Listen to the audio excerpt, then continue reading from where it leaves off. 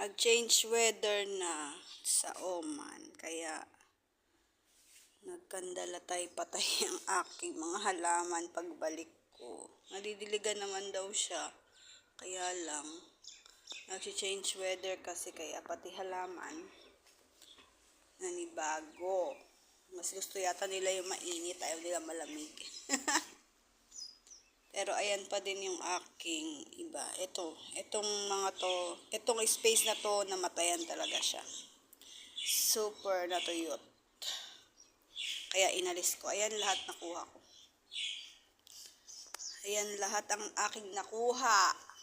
Magtatanim ulit ako. Meron ako naka-ready dito. Ito.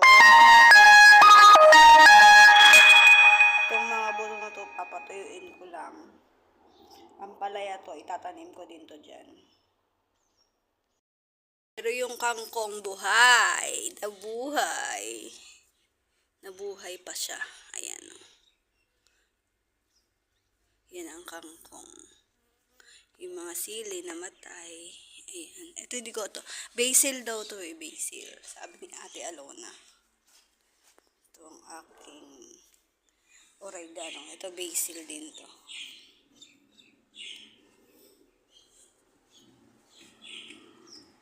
Ayan lang, natapos na ako maglinis. Ayan, inangat ko muna yung gapangan nila. Ayan na lang, aking halaman, konti na lang. Dadami din yan. Wait nyo lang. Noon, ang dami no? Ito. Tamarind. Okay? Linis na ako. Babush. Bye guys.